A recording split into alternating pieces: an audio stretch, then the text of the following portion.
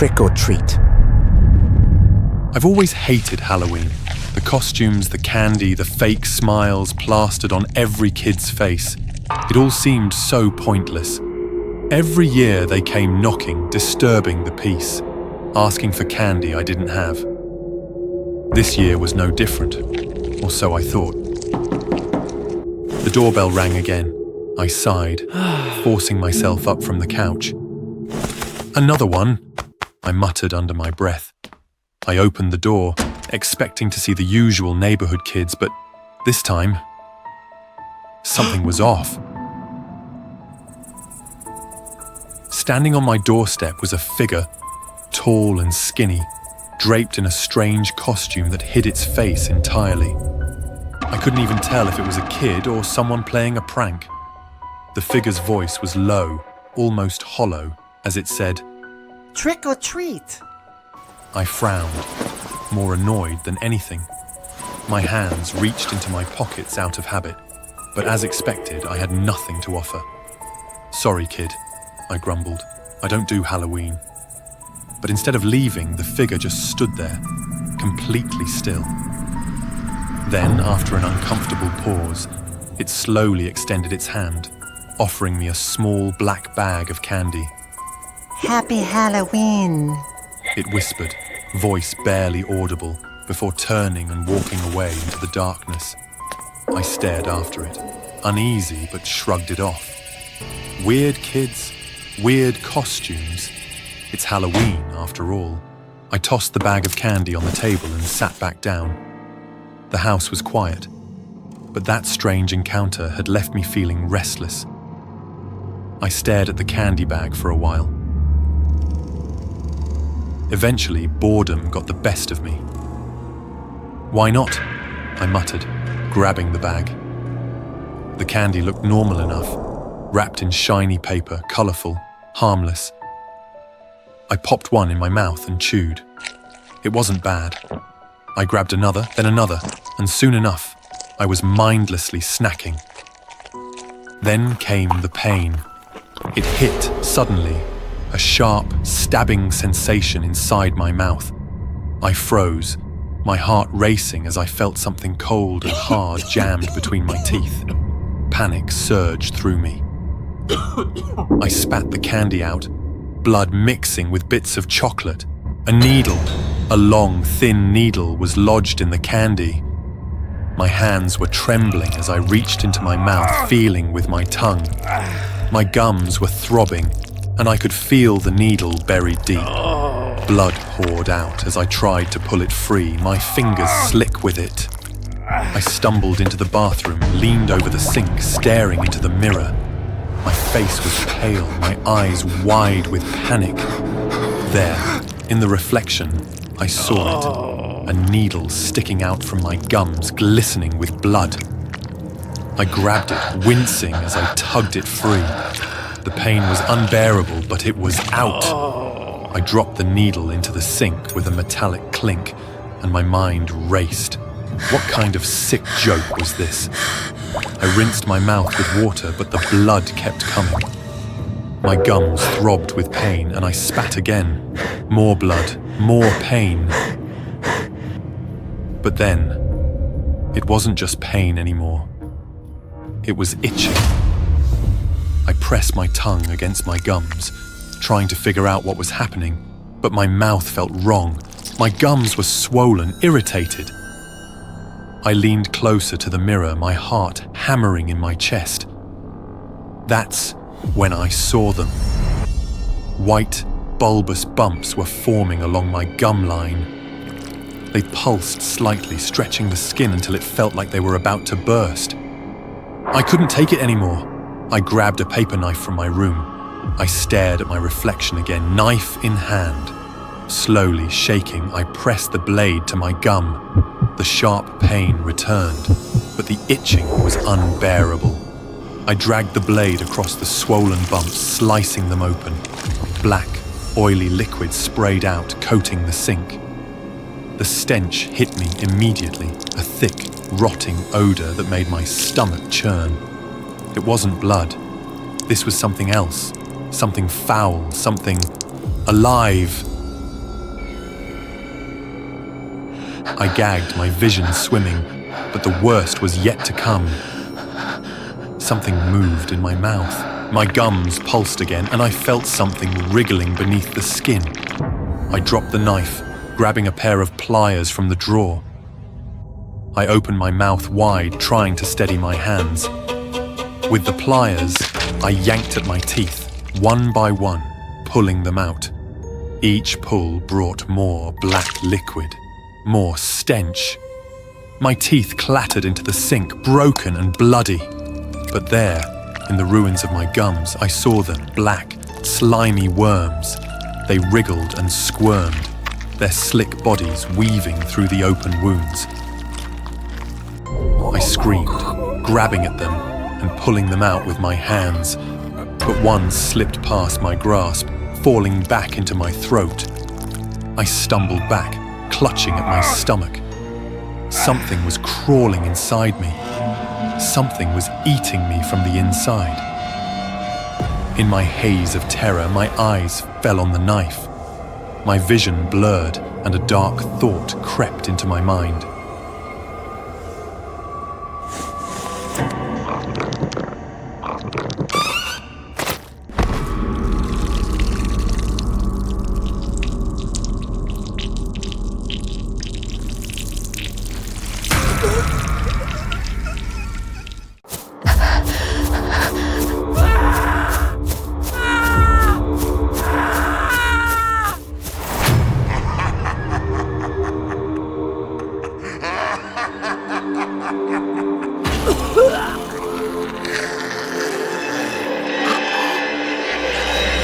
I always thought the idea of inheriting a house would be exciting, a new place to explore, a new start.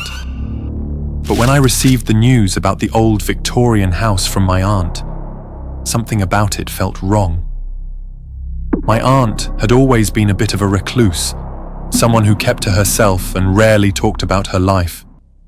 Still, I packed my bags and made the drive to the small, remote town where the house stood. The house was exactly what you'd expect from an old Victorian.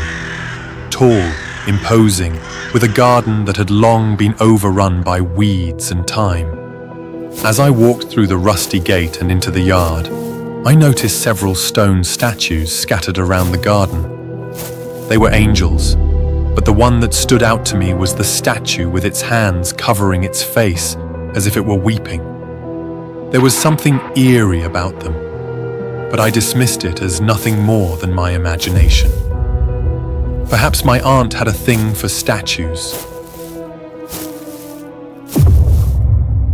Inside, the house was just as I remembered it from my childhood.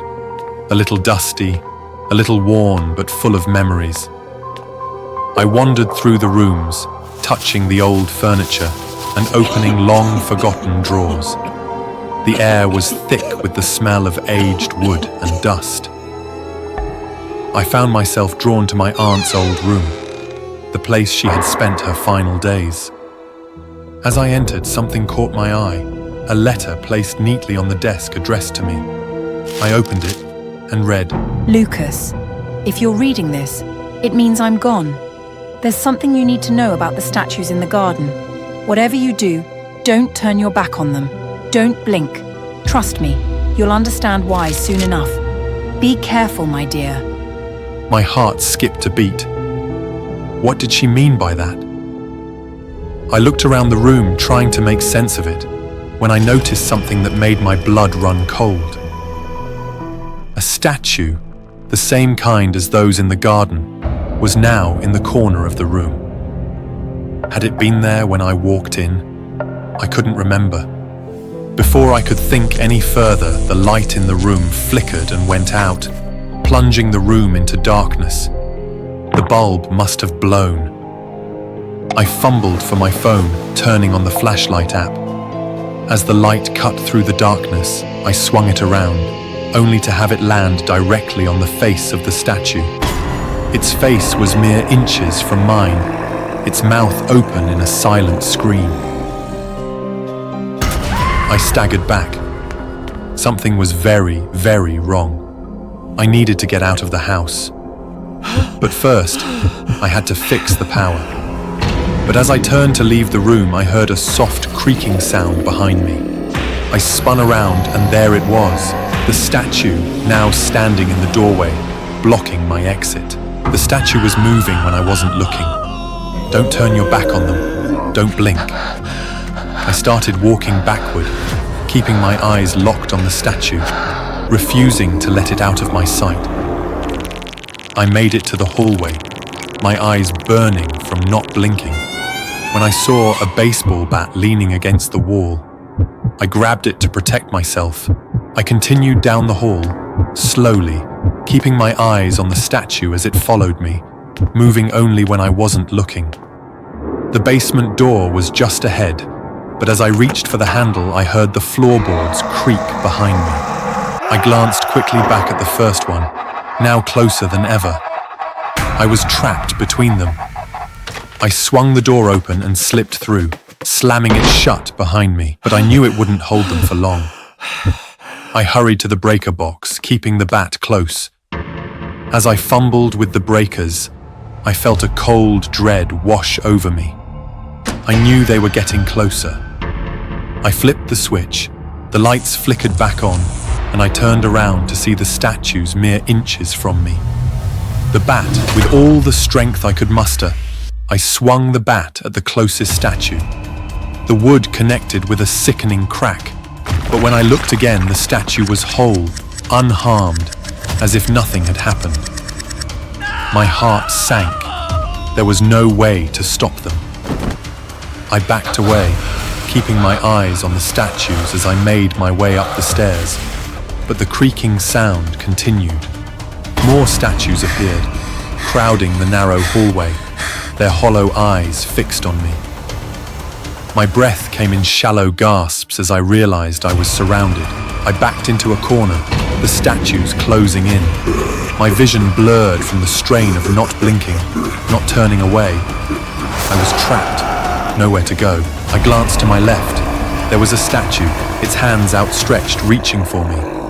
I looked to my right, and another was there, blocking any escape. My eyes darted back and forth between them, my heart pounding in my chest. And then, I blinked. The last thing I saw was their stone eyes, watching as the darkness swallowed me whole. I woke up in a hospital bed. Someone had found me unconscious and brought me here. The sheriff had a million questions, but I had no answers. My story sounded like a madman's ramblings. I am a struggling musician, decided to take a personal vacation to the remote woods of northern Arizona. I was desperate to escape my creative block and the overwhelming malaise that had taken over my life. For 6 days, I immersed myself in nature, hoping to find solace and inspiration. But on the night of the 7th day, everything changed. It was around midnight when I was abruptly awakened by a noise. Groggily, I reached for my phone, which was ringing incessantly. I stared at the screen in confusion. There was no signal. So, how could my phone be ringing? The caller was unknown. Hesitantly, I answered, my voice barely a whisper. "Hello?" A voice, cold and urgent, came through the line. "You need to be ready. It knows you're there, and it's already here. It has come for you." Who is this? Who am I speaking to? I asked, the exhaustion quickly leaving my voice, replaced by rising panic. Be ready. It will be there soon. Don't open the door. The line went dead, and my phone blinked with the word "signal lost." Before I could process what had just happened, a deafening boom echoed through the cabin. The walls shook, the windows rattled. I turned towards the bedroom door, my heart racing. The door was closed, but it was shaking violently, as if something was trying to break in. Boom, boom, boom. 3 knocks, each one more forceful than the last. The phone rang again, cutting through the noise. I grabbed it, my hands trembling. Another unknown caller. Shakily, I answered, not daring to speak. It knows you're in there. It won't be polite for long. Get under the bed. Hide. The line went dead again. With no time to lose, I crawled under the bed, my heart pounding in my ears. The door exploded. Shards of wood flew across the room, some embedding in my skin. I bit back a scream, tears streaming down my face from the pain. In the doorway stood a pair of feet, massive legs that looked like tree trunks, covered in mossy green and brown, with a texture so wooden it seemed inhuman. The creature's heavy, ragged breaths filled the room, along with the stench of rot and decay. It was a scent so putrid I had to cover my mouth and nose to keep from gagging. The creature circled the bed, its presence overwhelming. My blood ran cold as the temperature in the room plummeted. I could see my breath as it let out a roar that shook me to my core, a sound like a mix of a jet engine's roar and a grizzly bear's growl. Just as it seemed the creature would flip the bed and find me, it stopped. It turned and lumbered out of the room. I released the breath I didn't know I was holding, my body shaking with relief and fear. The phone rang again and I answered it, my voice a desperate whisper. What was that? Who are you? How did you know it was coming? There's no time. It knows where you are. You need to run. Jump out the window and keep running until you reach the highway. Don't come back until morning. Are you insane? How can I outrun that thing? You have to. It's the only way. The line went dead. I didn't have time to think. I bolted toward the shattered window, adrenaline coursing through my veins. I dove through, slicing my arms and legs on the glass. Ignoring the pain, I ran. The creature was alerted and began to chase after me. Its massive body, reminiscent of Bigfoot, caused the ground to tremble with each step, and trees fell in its path. I ran through the forest, the sound of the creature's heavy, ragged breaths and the crunching of underbrush behind me. Its immense size made it terrifyingly fast, closing the distance between us quickly. I could feel its presence growing closer, the ground shaking more violently. I dared not look back. The creature roared again, a bone-chilling sound that spurred me to run even faster. Suddenly, the forest cleared, and I saw the faint glimmer of the highway lights ahead. The creature's footsteps grew louder, its breath hot on my back. I could almost feel its clawed hand reaching out to grab me. With a final burst of energy, I broke through the tree line and stumbled onto the asphalt, collapsing in exhaustion. The creature stopped at the edge of the forest, its glowing eyes glaring at me from the darkness. It let out a frustrated roar, but did not step onto the road. I had made it to safety, but the terror of that night would haunt me forever. I woke up in a hospital bed. Someone had found me unconscious and brought me here. The sheriff had a million questions, but I had no answers. My story sounded like a madman's ramblings, but when they checked the cabin, they found the damage, claw marks in the wood like nothing they'd ever seen. They dismissed the phone calls, saying there was no cell service that far out. They thought I imagined it all. To this day, I don't know who called me or what that creature was, but I do know one thing. I am forever grateful to the unknown caller who saved my life.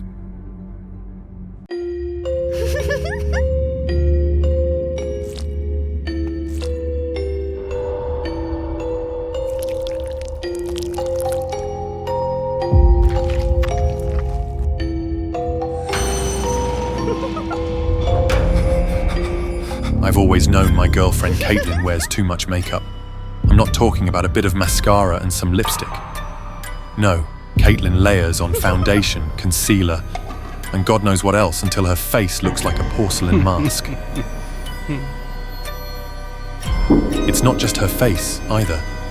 Her neck and chest are also meticulously coated, making her look almost like a painted doll. But here's the thing. I've never seen her without it. We've been dating for almost a year, and I'm crazy about her. She's smart, funny, and beautiful.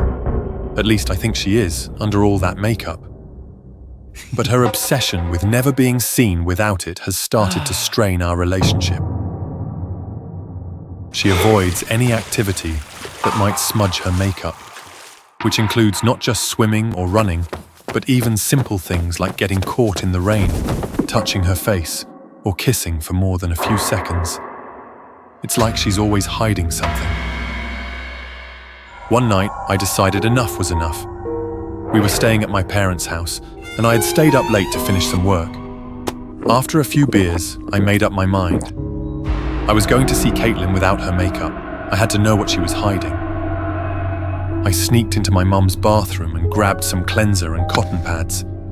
My heart pounded as I crept back to the bedroom where Caitlin was sleeping. Her makeup had left orange stains on the white sheets. I perched on the edge of the bed and lightly dabbed a cotton pad on her cheek. Nothing happened. I wiped harder. Still nothing. The makeup came off on the pad, but her face looked exactly the same.